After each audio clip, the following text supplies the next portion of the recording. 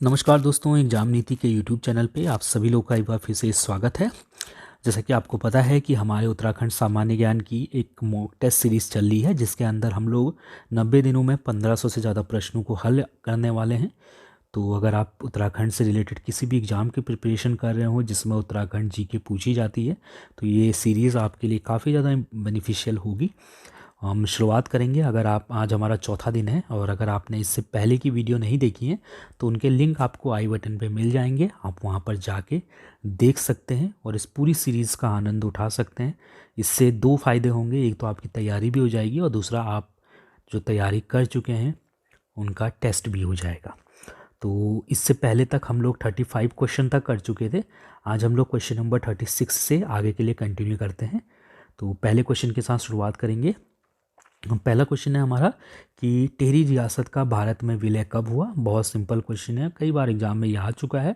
तो टेरी रियासत का जो भारत में विलय हुआ था वो 1 अगस्त 1949 में हुआ था। सो ऑप्शन बी वाला यहाँ पे से बिल्कुल सही है। हो सकता है आपसे ये भी पूछा जा सकता है कि जो मतलब अंतिम जो टेरी नरेश थे उनका नाम क्या था, तो उनका नाम था मानवेंद्र शाह। ठीक है, याद रखिएगा। ये जो नरेंद्र शाह और मानवेंद्र शाह है इसमें थोड़ा सा कन्फ्यूज़न होता है, इसलिए आप याद रखिएगा कि मानवेंद्र शाह जो है वो अंतिम टेरी नरेश थे। चलिए, क्वेश्चन नंबर 37 है हमारा कि उत्तराखंड में विकास पुरुष के नाम से किसे जाना जाता है। सो उत्तराखंड में विकास पुरुष के नाम से कौन जाने जाते हैं। इसका सही आंसर ऑप्शन सी वाला है। नारायण दत्त तिवारी को उत्तराखंड में विकास पुरुष के नाम से जाना जाता है। एक बहुत लंबा इनका एक तरीके से आप कह सकते हो कि राजनीतिक करियर रहा। करीब 4-5 बार तो ये मुख्यमंत्री रहे। उत्तर प्रदेश के मुख्यमंत्री बने ये 3 बार। एक बार ये आपके उत्तराखंड के मुख्यमंत्री भी रहे, जब मतलब उत्तराखंड अलग हुआ उत्तर प्रदेश से, तो यही जो है मुख्यमंत्री बने थे। तो काफ़ी इनका बड़ा राजनीतिक जीवन रहा है। इनको उत्तराखंड का विकास पुरुष बोला जाता है। कई बार हमसे ये पूछा जाता है कि नारायण दत्त तिवारी जी का जन्म कहाँ पर हुआ था, तो इनका जन्म नैनीताल में हुआ था। ठीक है, कब हुआ था, इनका जन्म हुआ था अक्टूबर 1924 में। ध्यान रखिएगा, नैनीताल का एक गांव है बल्यूटी गांव, मैं अच्छा वो भी लिख देता हूँ ताकि आप, बल्यूटी गांव, ठीक है। तो यहाँ पर जो है इनका जन्म हुआ था कब, 1924 में। ठीक है, और निधन अभी कुछ साल पहले ही इनका हुआ है। 18 अक्टूबर को इनका निधन हुआ था 2018 में। ठीक है, ध्यान रखिएगा इस चीज़ को। चलिए, इसके बाद क्वेश्चन नंबर 38 वाला है हमारा कि नारायण दत्त तिवारी का जन्म कहाँ हुआ था। ये क्वेश्चन बैक टू बैक हो गए हैं, तो खैर अब तो आप इसका आंसर बता ही देंगे। नैनीताल में जन्म हुआ था, कब हुआ था आपको पता होना चाहिए, 1924 में इनका जन्म हुआ था। ठीक है, कौन से गांव में हुआ था, चलो आप मुझे बताओ कमेंट करके। अच्छा, कौन से गांव में हुआ था, आपको याद रहता है कि नहीं। ठीक है, नैनीताल के कौन से गाँव में नारायण दत्त तिवारी जी का जन्म हुआ था, ये आप मुझे कमेंट करके ज़रूर बताइएगा। क्वेश्चन नंबर 39 वाला करते हैं हम लोग। पंचांग मंजूषा नामक पुस्तक की रचना किसने की थी। काफ़ी महत्वपूर्ण ये पुस्तक है, पंचांग मंजूषा। और इसका जो सही आंसर है वो है मुकुंद राम बर्थवाल। ठीक है, मुकुंद राम बर्थवाल जी की ये पुस्तक है। देवेग के नाम से भी इनको जाना जाता है। तो अगर आपसे पूछा जाता है कि देवेग के नाम से कौन जाने जाते हैं, ठीक है, तो आप इन्हीं का नाम सही करेंगे। समझ रहे हो ना। याद रखिएगा, पंचांग मंजूषा बहुत प्रसिद्ध रचना है इनकी। ठीक है, मैंने आपको इससे पहले बताया था कि 1 लाख से ज़्यादा इन्होंने जो है श्लोक ही लिखे हैं। ठीक है, जो श्लोक होते हैं ना, 1 लाख से ज़्यादा श्लोकों की रचना की है इन्होंने।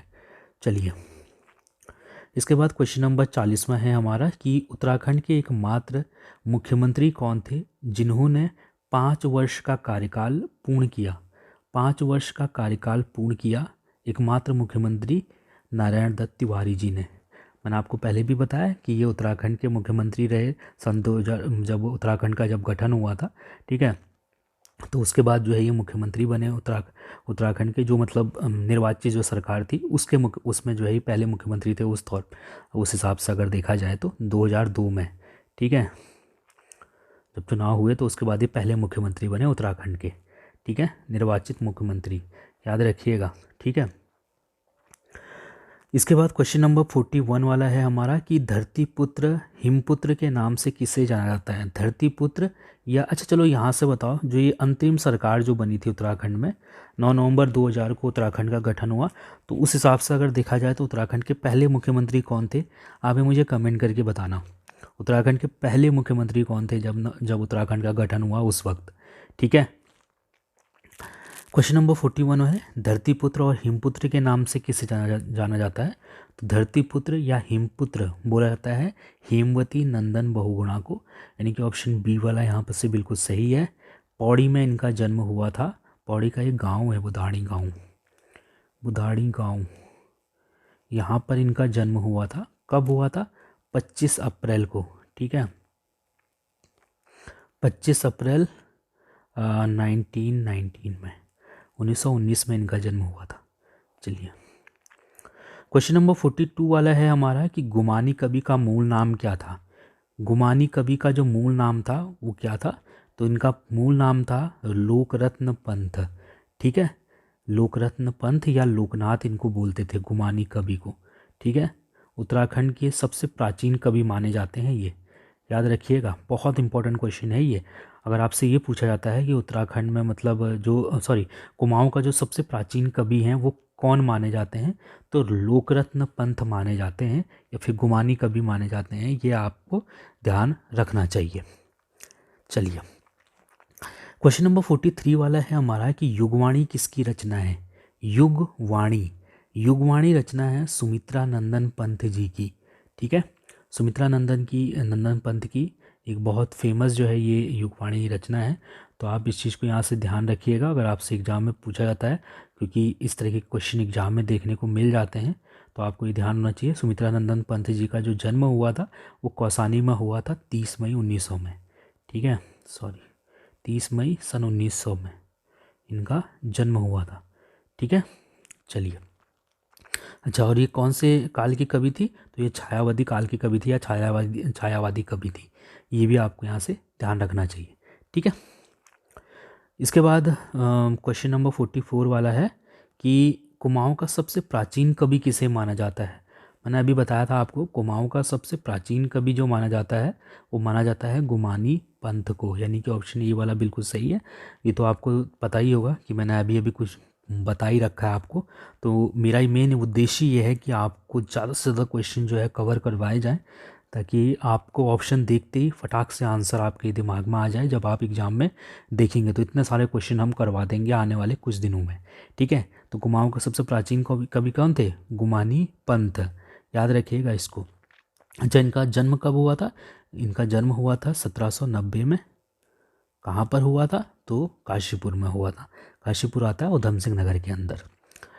क्वेश्चन नंबर 45 वाला है हमारा कि गढ़वाल में हिंदी पत्रकारिता का भीष्म पितामह किसे कहा जाता है।